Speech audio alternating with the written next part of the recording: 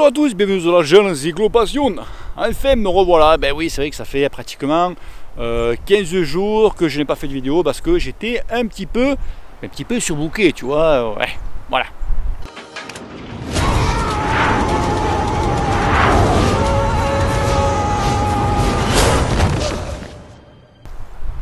Donc de quoi vais-je vous parler aujourd'hui? Ben aujourd'hui je vais te parler d'une méthode d'entraînement qui a mis au point même une équipe World Tour française.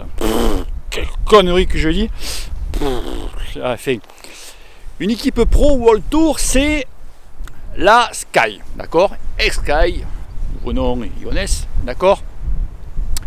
Donc ils ont fait quoi ces messieurs-là? Eh bien en fait, ils ont mis au point une méthode d'entraînement, c'est-à-dire qu'ils se sont rapprochés, donc je te parle de ça, il y a une dizaine d'années.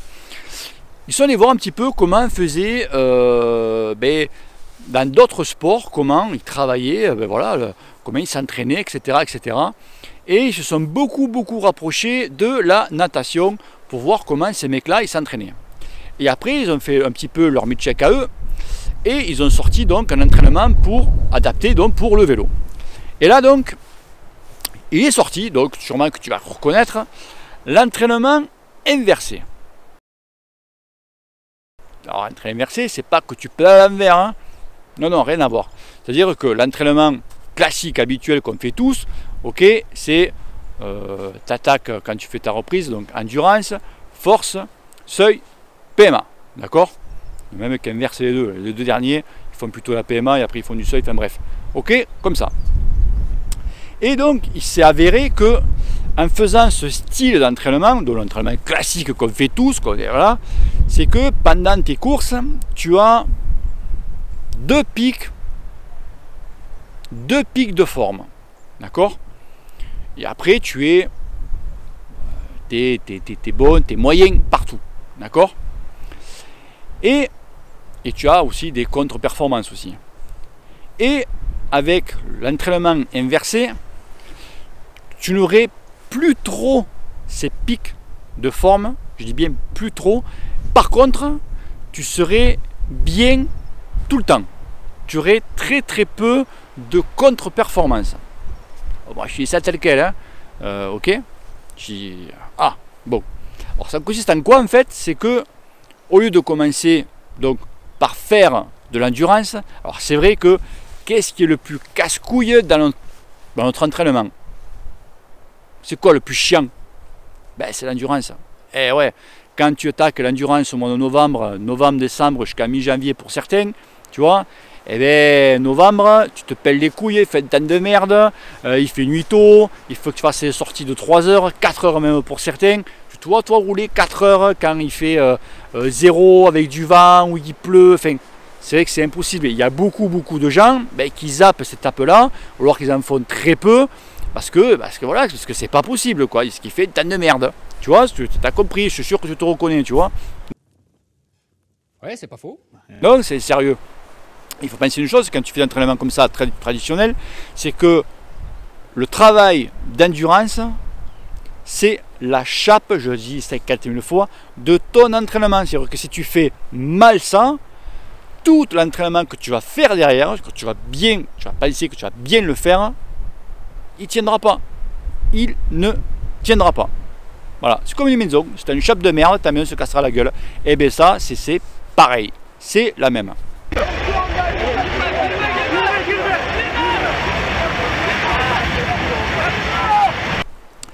Donc, l'entraînement inversé, en fait, tu vas commencer à faire donc, de l'intensité, à commencer à faire du seuil. Alors attention, c'est pas PMA. Alors, si tu commences, que d'entrée tu fais de la PMA, tu vas rejoindre l'oncle Sam, tu vois là-haut, mais alors vite fait, bien fait. Hein. Non. Tu commences par du seuil. Après, tu fais de la PMA, force, endurance. Ok? Alors attention, je parle ça sur le vélo, je parle pas de PPG ou quoi. Je parle vraiment le cul sur le vélo. Le cul sur la selle. Ok? Et par contre, alors là, il y a une chose à savoir, c'est que il n'y a pas très longtemps de ça, justement, il y a Lionel, il s'appelait Lionel, qui justement a fait cette méthode d'entraînement, et il me disait, putain, quand je suis arrivé à mes premières courses, donc il faisait l'entraînement traditionnel depuis, je crois qu'il a pratiquement plus de 10 ans, voilà, derrière lui de compétition. Il me dit, là, j'ai voulu essayer, le problème c'est que je manque de rythme. Il me dit, putain, il me fait, j'arrive pas à suivre les attaques. Il fait, voilà, j'ai pas de rythme. Et là, je lui dis, mais attends, attention, quand tu fais de l'endurance, donc l'endurance traditionnelle comme on fait tous, et quand tu fais de l'endurance avec l'entraînement inversé, attention, il y a des choses, c'est pas tout à fait pareil. C'est-à-dire que quand tu fais donc l'entraînement inversé, quand tu fais ton endurance, il faut que tu fasses des rappels d'intensité. Et ouais, parce que sinon tu deviens diesel. Alors moi il m'épate. Tu vois? Et c'est ce qu'on fait aussi dans l'entraînement donc traditionnel. Quand tu attaques, par exemple, donc tu fais du seuil ou de la PMA, il faut tout le temps faire de l'endurance. Et ouais, c'est pas parce que tu fais du seuil ou de la PMA que l'endurance tu l'oublies. Il faut tout le temps rouler, tu vois, ok? Ouais, j'ai bien compris, là, j'ai bien compris. Bon, mais c'est moins contraignant, tandis que là, et ouais, il faut que tu rentres, il faut que tu fasses des séances d'intensité. Donc quand tu pars rouler 3-4 heures, je lui disais, il faut que tu tapes, tu dis, allez, pendant 30 minutes, tu te fais 5 minutes de seuil, 5 minutes de récup. 5 minutes de seuil, tu vois, tu fais ça 5 fois, tu vois, ou 10 fois, c'est toi qui vois. Et la semaine d'après, eh ben, tu te fais une petite séance de PMA, tu vois, de 20 minutes, manière, tu vois, de faire monter un petit peu la pompe. Et tu verras que, eh ben, tu vas reprendre du rythme, tu vas un petit peu. Et le truc bien aussi à faire, c'est au moins une fois tous les 15 jours, tu fais du fartlek. C'est quoi? C'est-à-dire qu'en fait, tu te fais style, tu commences, tu fais toutes les intensités en fait, I1, I2, I3, I4, I5, I6, I7 même, tu vois. C'est-à-dire que tu te fais, tu te simules une course. C'est-à-dire que tu te fais une sortie de 1h30, tu vois, 1h30, mais voilà, tu te mets la dose, tu rentres chez toi, tu vois, il faut que tu sois cartouche. Voilà, une fois tous les 15 jours, tu es le dimanche, tu vois. Bah, t'en mets une, terminé. Et ça te permet un petit peu, voilà, de faire du rythme, parce que si tu fais vraiment que l'endurance traditionnelle, classique, c'est sûr que quand tu vas arriver à tes objectifs ou quoi, tu n'auras pas le rythme, tu vas péter dans les 100 premiers mètres. Ça, c'est obligé. Et donc, l'avantage donc, de cet entraînement, il faut dire, ouais, c'est bien, mais si je le fais, ça me rapporte quoi? Alors, l'avantage, alors moi, je ne l'ai jamais fait, celui-là, donc je vais le faire cette année. Ce disant, l'avantage de cet entraînement, en fait, c'est que au lieu d'avoir, par l'entraînement traditionnel, des pics de forme et souvent des contre-performances, entre guillemets, apparemment, tu aurais beaucoup moins de pics de forme. Alors, normalement, quand on parle de pics de forme de l'entraînement traditionnel, tu en aurais 2, d'accord? Dans toute la saison, allez, je t'en mets plus un, tu vois, t'en aurais 3, allez. Et avec l'entraînement inversé, tu aurais beaucoup moins de pics de forme, mais par contre, tu serais beaucoup plus constant en permanence. Et tu aurais beaucoup moins de contre-performance. Alors ça, tu vois, c'est un choix. Soit tu t'entraînes à la classique, à l'ancienne, et tu cherches tes pics de forme, et souvent tu auras plutôt des fois je dis pas des contre-performances possibles, mais voilà, des coups de moins bien, comme on dit, ou alors être bien tout le temps. Moi, le choix, il est vite fait. Je préfère être bien tout le temps qu'avec des jours avec et des jours sans. Tu vois? Si, voilà, c'est... Des fois, tu auras peut-être aussi des petits pics de forme, hein, sûrement d'ailleurs. Mais voilà, quoi, tu vois le truc. Et apparemment, tu iras même apparemment beaucoup plus loin dans ta saison. C'est qu'il y a certains des mecs, tu remarqueras que ceux qui font pas mal de courses, je ne parle pas du milieu pro, hein, je parle des amateurs. Souvent, les mecs, au mois de septembre, ils sont cuits. Les mecs, ils sont morts, voire même, j'en connais certains, au mois de juin, ils sont morts déjà. Tu vois? Et ouais. Et là, ça te permettrait d'aller beaucoup plus loin, voire même ne plus faire de coupure. C'est-à-dire, tu vois, c'est-à-dire que la coupure, il faut en faire une, hein, obligé, mais au lieu d'en faire, certains en font un mois, eh bien, tu as fait que 15 jours. Et apparemment, quand tu fais l'entraînement inversé, quand tu fais tout le temps l'entraînement inversé, il y a des mecs qui arrivent à ne plus couper. Voilà, ils coupent plus. C'est-à-dire que même ils ralentissent un petit peu, voilà, leur entraînement, mais ils coupent plus.